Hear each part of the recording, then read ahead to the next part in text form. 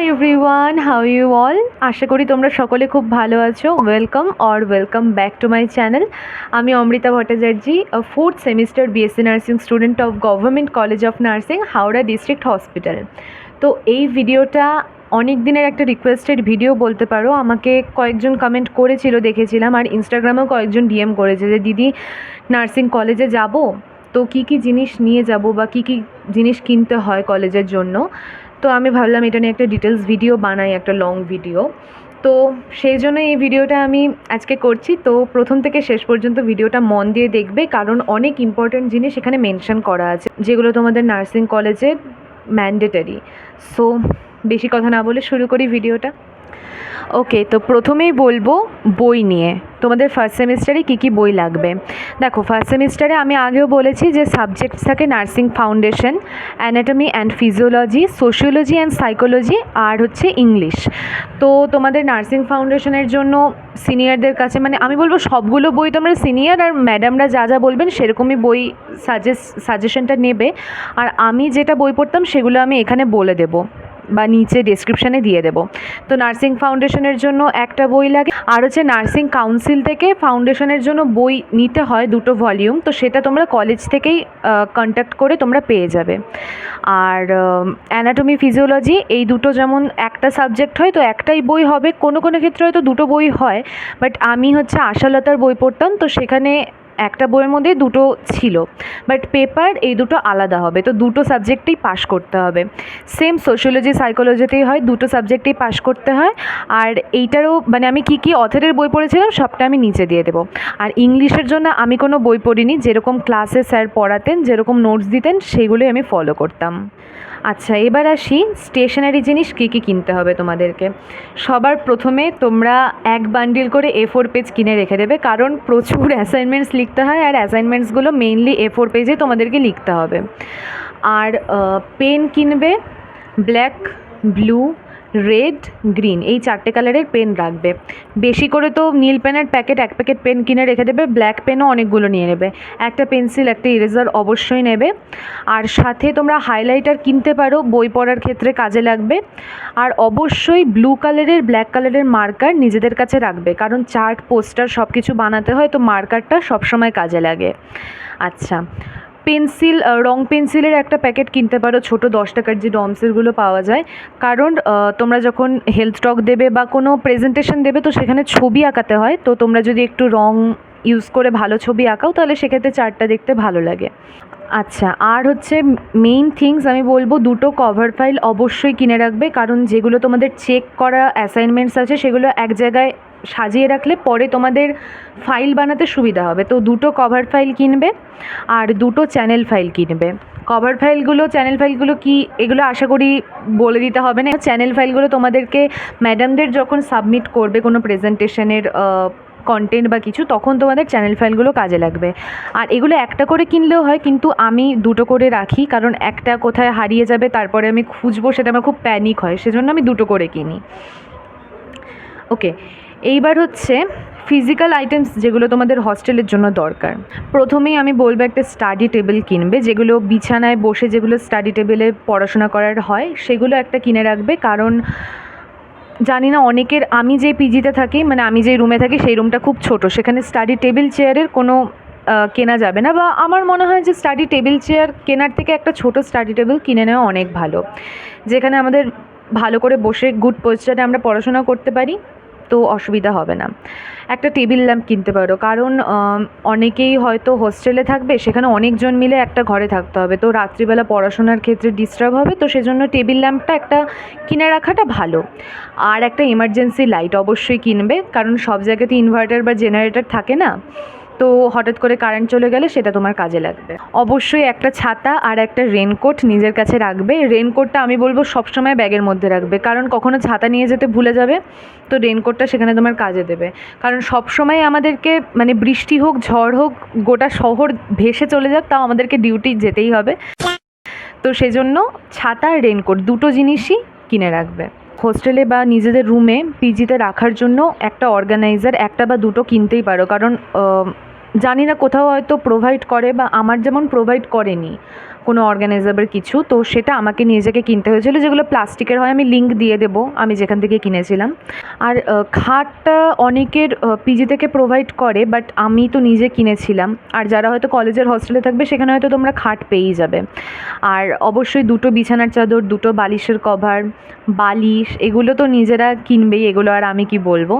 কিন্তু অবশ্যই আমি একটা জিনিস বলবো যে 2টো করে সব কিছুই রাখবে, একটার ভরসায় কখনোই থাকবে না। আচ্ছা, এবার আসি ইলেকট্রনিক্স জিনিসে। ইলেকট্রনিক্সের মধ্যে সবথেকে মেইন হচ্ছে এক্সটেনশন কর্ড, যেটা তোমাকে মানে একটা সেভিয়ার হিসাবে কাজ করবে। কারণ আমি যে ঘরে থাকি সেখানে একটাই পয়েন্ট, তো সেই পয়েন্টে যখন দুজন ইউজ করি তখন অবশ্যই এক্সটেনশন কর্ড দরকার হয়। আর এখন তো সবার কাছেই ল্যাপটপ, ফোন এগুলো থাকেই, তো সেজন্য চার্জিংয়ের জন্য ইম্পর্ট্যান্ট এক্সটেনশন কর্ড, তো এটা অবশ্যই রাখবে। আর ইলেকট্রিক কেটলি, এটাও এক ধরনের সেভিয়ার, কারণ কখনো তোমার ম্যাগি খেতে ইচ্ছে করবে, চা খেতে ইচ্ছে করবে, তো সেটা তুমি ইলেকট্রিক কেটলিতে করতে পারবে। তো একটা ইলেকট্রিক কেটলি অবশ্যই রাখবে। আর ল্যাপটপ আমি বলবো যে ম্যান্ডেটরি না কেনা, কিন্তু কিনে রাখা তোমার পক্ষে ভালো, কারণ প্রেজেন্টেশনের পিপিটি তৈরি করতে হয় বা তোমার পড়াশোনার জন্য ল্যাপটপটা এখনকার দিনে তো জরুরি। যদিও বা এটা অত ম্যান্ডেটরি না যে কিনতেই হবে, কিন্তু কিনে রাখলে ভালো।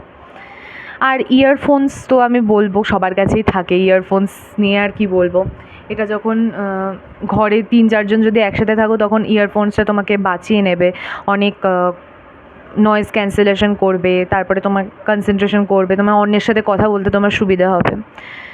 আর একটা পাওয়ার ব্যাঙ্ক অবশ্যই রাখবে। আমার কাছে যদিও বা পাওয়ার ব্যাঙ্ক নেই, আমি কিনবো করেও আমি কিনতে পারছি না, বাট ইয়েস, পাওয়ার ব্যাঙ্কটা খুব জরুরি। কখনো কারেন্ট চলে গেলে অবশ্যই ফোনের চার্জের ক্ষেত্রে কাজে লাগে, বা তুমি একা একা কোথাও বেরিয়েছো, ফোনে চার্জ নেই, তো পাওয়ার ব্যাঙ্ক নিয়ে অবশ্যই বেরোবে। সো পাওয়ার ব্যাঙ্কটা আমি সাজেস্ট করবো, আর আমি নিজেও কিনবো কয়েকদিন পর। এবার আসবো মেডিসিন। তোমাদের যেগুলো বেসিক মেডিসিন, একটা বলবো ফার্স্ট এইড একটা বক্স বানাও, তার মধ্যে তোমাদের যেগুলো বেসিক, যেগুলো জ্বরের ওষুধ হয়, প্যারাসিটামল, তারপরে প্যান40, আর যেগুলো তোমাদের ডেইলি ওষুধ আছে সব কিছু একটা বক্সের মধ্যে রেখে দেবে, যাতে এমার্জেন্সির সময় কোথাও খুঁজতে না হয়, হাতের কাছে যাতে পেয়ে যাও। আর ইম্পর্টেন্ট জিনিস আমি যেটা বলবো, ডেটলের একটা কৌটো, পি সেফ যদি পারো তো অবশ্যই পি সেফটা কিনবে, কারণ আমরা যে পাবলিক টয়লেট ইউজ করি তো সেখানে অবশ্যই পি সেফটা দরকার। আর তোমরা যদি পিজিতে থাকো বা হস্টেলে থাকো, অবশ্যই ওয়াশরুমে যাওয়ার আগে ডেটল, মানে কয়েক ফোঁটা ডেটল নিয়ে জলের মধ্যে নিয়ে সেইটা ইউজ করে তারপর তোমরা ওয়াশরুমটা ইউজ করবে, তো সেজন্য অবশ্যই 1 কৌটো ডেটল তোমরা কিনে রাখবে। নেক্সট হলো, নার্সিং পড়তে এসে তোমাদের যেসব জিনিসের মেইন দরকার পড়বে, অবশ্যই তোমরা একটা স্টেথোস্কোপ, একটা স্পিগমোম্যানোমিটার অবশ্যই কিনবে সবার প্রথমে, কারণ এই দুটো তোমাদের ফার্স্ট সেমিস্টারের একদম প্রথম দিন ক্লিনিক্যাল ডিউটি থেকেই তোমাদের কিন্তু এই দুটো জিনিসের দরকার পড়বে।